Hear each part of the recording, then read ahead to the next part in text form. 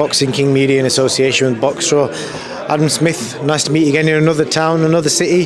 First of all, I must commend you guys, because I wouldn't expect somebody from Sky Sports coming here for a BT show, so it's good to see that you guys are trying to be involved in boxing from all angles. Yeah, I think it's important. It's a big fight. Tyson Fury and Dillian Whyte. We've got history with both of them. Obviously, Tyson won his world heavyweight titles on Sky. Dillian Whyte's been part of the Sky family for many years. I really wish I could see him today. It's a shame that he's not here, but I'm a massive admirer of Tyson Fury and what he's done, and I think it's a fantastic homecoming show for him. And of course, we want to see what's on the other side. I mean, I wish we had Katie Taylor and Amanda Serrano, but that's gone to DAZN. You can't have everything. I think it's important that we show independence too. We concentrate on what we do, which is we've had a fantastic February. Eubank Williams and Khan Brook, and obviously Taylor Catterall, despite the decision. It's been a brilliant sort of month for us and some incredible numbers.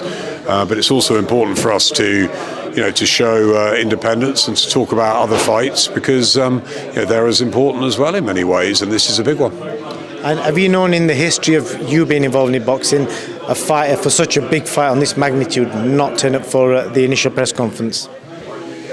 I'm trying to think back. I mean, I was just joking with Tyson about, he said this was quite a strange press conference. He said I was good, wasn't I? I said you weren't as good as when you were Batman.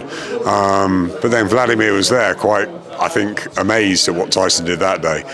Yeah, look, I mean, every great press conference has to have two big fighters to tango with each other. That's the whole point, isn't it? To look each other in the eyes, to jostle with each other. I'm disappointed that Dillian's not here. I'm not involved in the fight or the contract, so I don't know what the reasons are, whether it's mind games or there's more to it, or whether he just wants to stay away and leave everything until the final couple of days. So that's a question for Dillian.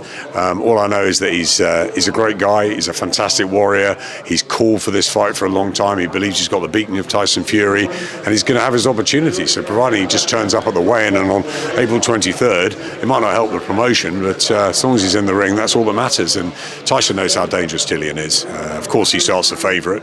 He's the world heavyweight champion. He's taken on all comers and he's beaten them. But Dillian Whyte's got a lot about him, and it'd be interesting to see what happens on the 23rd.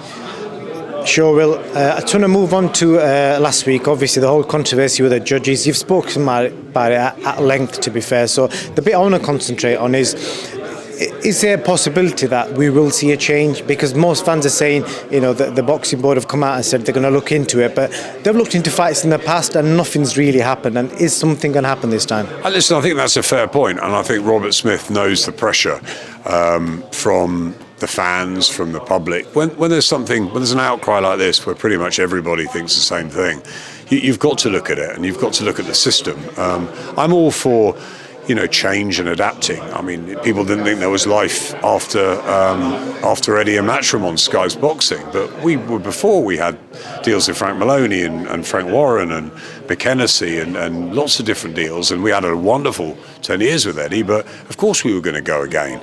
And in Ben Shalom, we've got someone who's young, who's passionate, he loves boxing, and he wants to do the right thing. And I think that was clear on Saturday. I was so proud of him with what he said, that he was ashamed, even though he was the promoter, and that he was embarrassed, and that he wants to have an inquest into it. Well, okay, things have got to be done properly, so the board rightfully are having an inquest into it. So let's see what happens.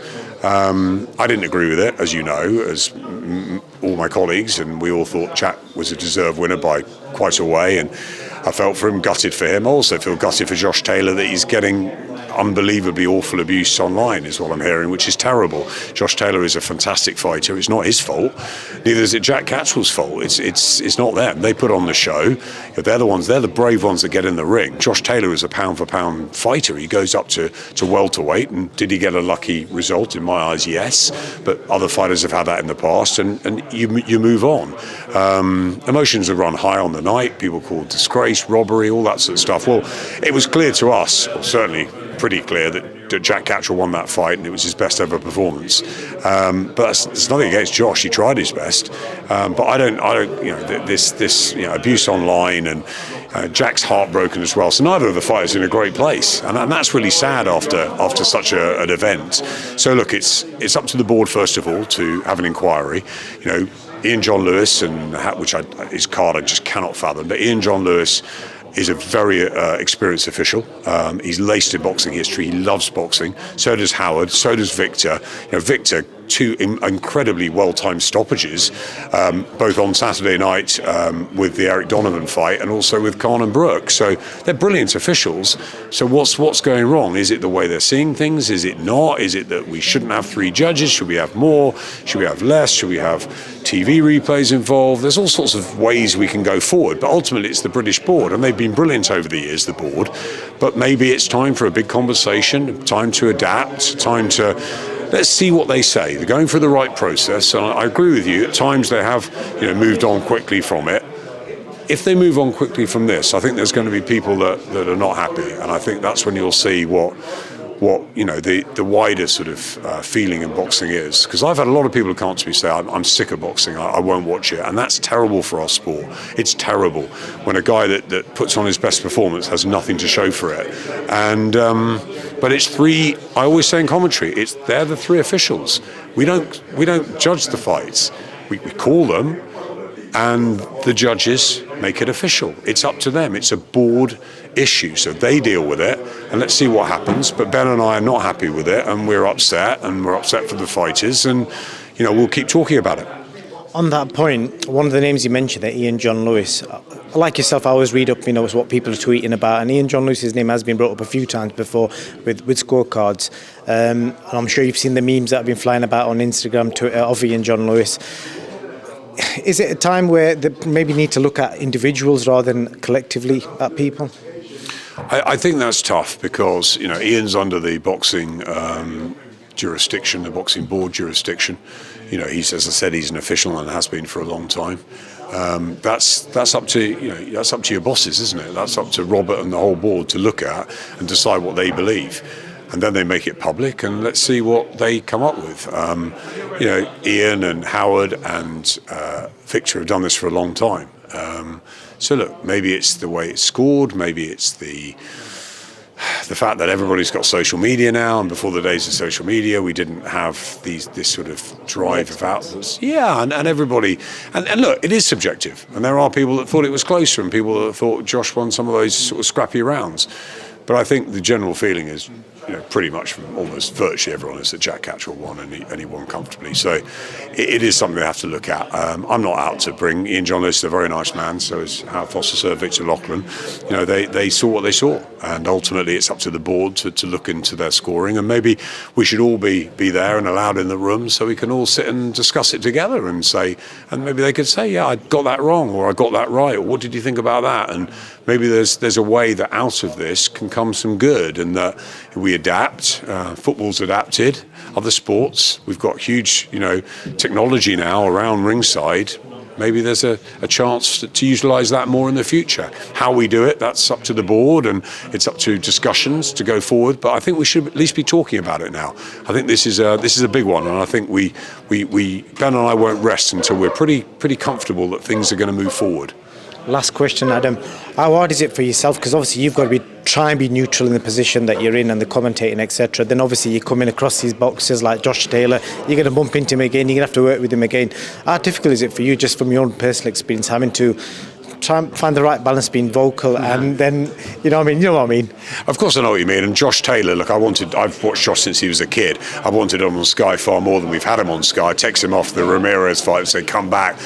Josh Taylor is a top-ranking Sky Sports fighter, and we want him to become a superstar. I love Josh Taylor. He's fantastic. He's got a spite. He's got huge amounts of qualities and wonderful. Did I want Josh Taylor to win that fight? No. Did I want Jack Catchell to win that fight? No. When you pick up the mic, you call it as you see it. End of. It's independence. Okay, in my eyes and in the eyes of Matt Macklin and Hannah Rankin, who are alongside me. Remember, Hannah's the other Scottish world champion. Matt Macklin, no one's got any agendas. We call it as we see it. If Josh Taylor loses the fight for Aaron Square, he loses it. Jack Catchell loses the fight for Aaron Square, he loses it. We called it as we saw it. For me, it was Jack Catchell's night. I thought it was wrong, the decision. I think that he should have gone home with all the belts, surely. We said it on commentary, but we are not the judges. We're just painting a picture. We're putting our opinions on it, not mine really. I described the fight. It's more Matt and Hannah, or whether it's Carl or Dave Colwell, whoever it is. It's they're unofficial cards, but they're unofficial. The official judges are the ones that matter. I always say it in commentary. And when you get that sort of weight afterwards, and you can sometimes get strange decisions. It's happened before, and it may happen again. But if there's things we can do about it to sort of try and make it better, then I think we all should do it. But it is difficult. But Josh knows it's not personal. When you qualify, look, I mean, Amir Khan lost the fight the other night. I said he stopped. It was a wonderful win for Kell Brook. You know, it's part of the business. We've got to be independent, and we've got to say what we believe in. But do I have respect for fighters? Every fighter, even the very average Scottish heavyweight title fight. Do I have respect for Nick Campbell and Jane McFarlane? Was it a good fight?